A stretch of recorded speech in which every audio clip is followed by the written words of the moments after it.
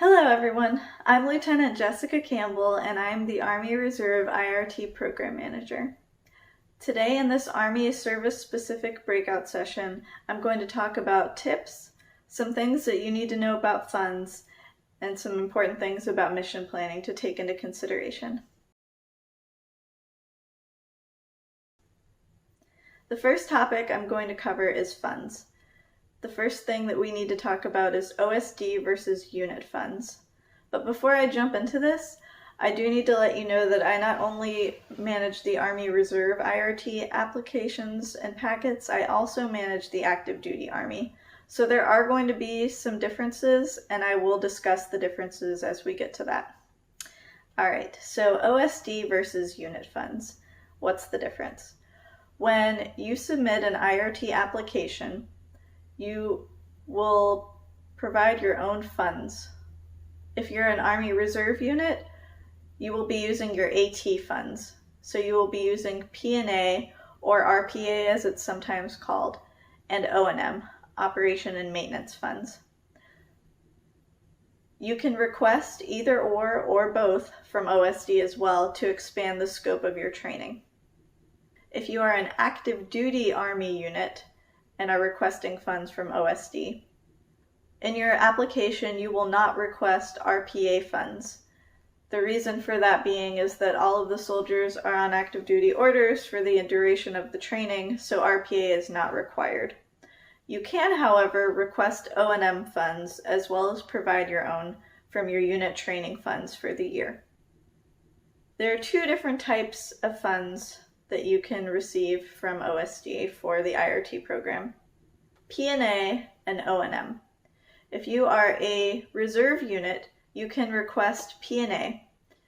Active duty will not request P&A because your soldiers are on an active duty status before, during, and after for the entirety of the training, whereas TPU reserve soldiers are put on orders for this training, and that is what the P&A is for. P&A moves slowly. It could take anywhere from 90 days onwards to be pushed from OSD down to USARC. Funds can be pushed as late as 5 or 6 months into the training cycle. It's difficult to determine when it will hit USARC bank accounts and then push down to you at that point. So when you are requesting RPA funds, reserve units, please ensure that you are as accurate as possible. Another thing to know about RPA funds is that typically they cannot be returned. So if you have additional funds at the end of the year, you may have difficulty returning them, and they may sit on the books and be audited later in the year. Not to discourage you from using the funds, as they're very helpful, but just be mindful whenever you're requesting additional funds that the RPA number is as exact as possible. Also keep in mind the slower timeline with that. Again, RPA can be used for reservists to be put on orders, for hotels, travel, etc. Next is O&M funds. So O&M funds are used for operational and maintenance needs. Things such as moving your equipment or supplies from your duty station to the site location.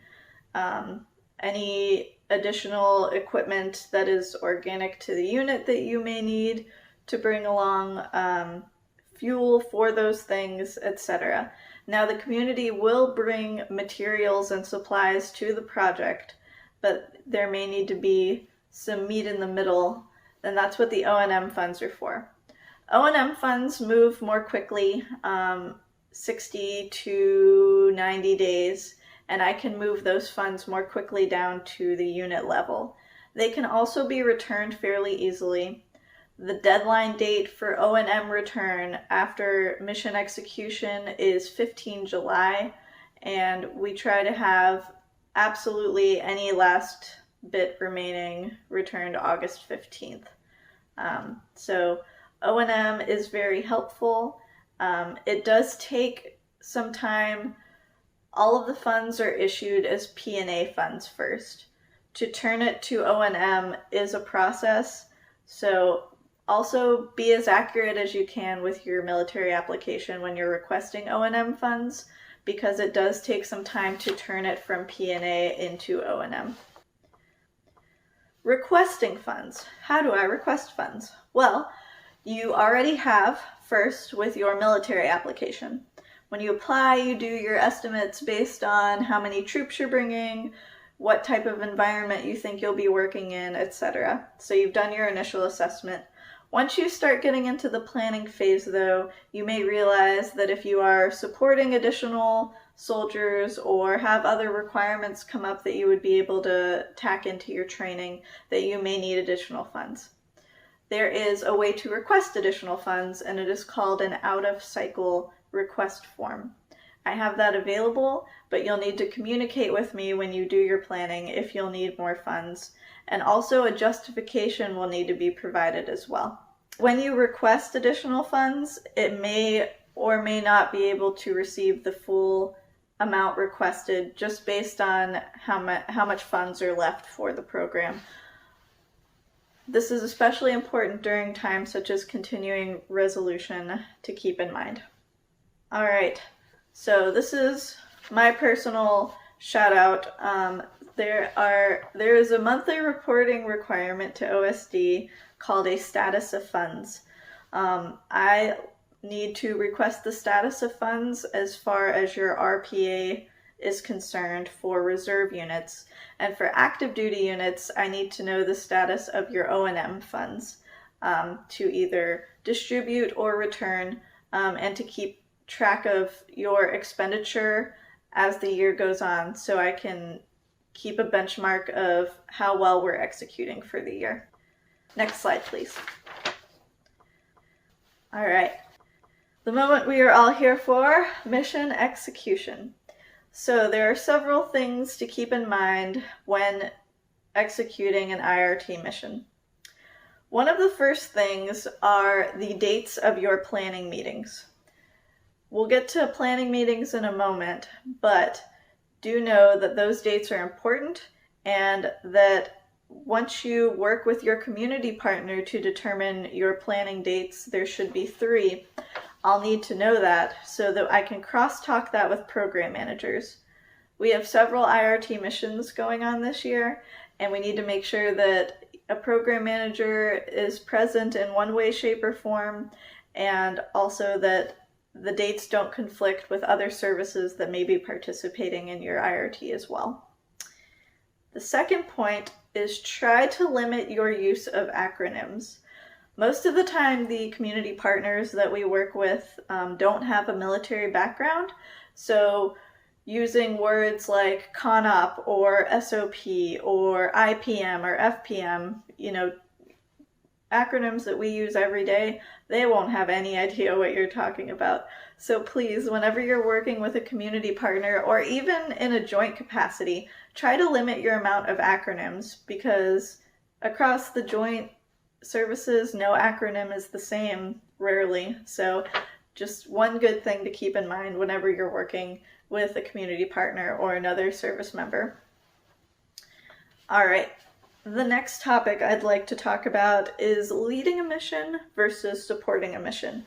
So when you are leading a mission, if you have either joint or same service support, there are things that you need to keep in mind for not just your troops who are training.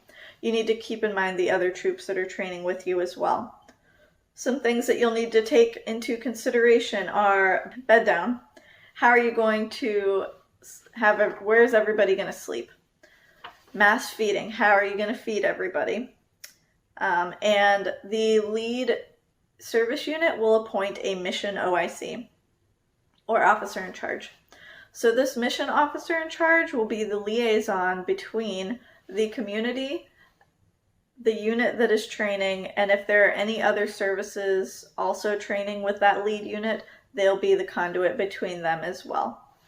One thing for the mission OIC to take into consideration is that if you are working in a joint capacity, I would appoint different branch members as different appointees. This is your IRT and you can run it how you want, but it is good to be mindful of everyone and to take that into consideration.